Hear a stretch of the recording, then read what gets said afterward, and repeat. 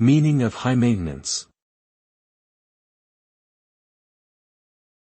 High maintenance. High maintenance. High maintenance. High maintenance.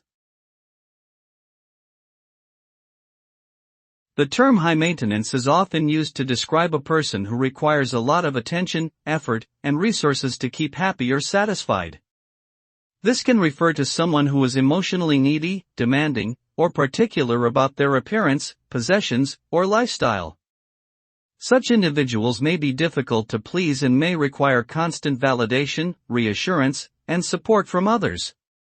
They may also have high standards and expectations that are not easily met.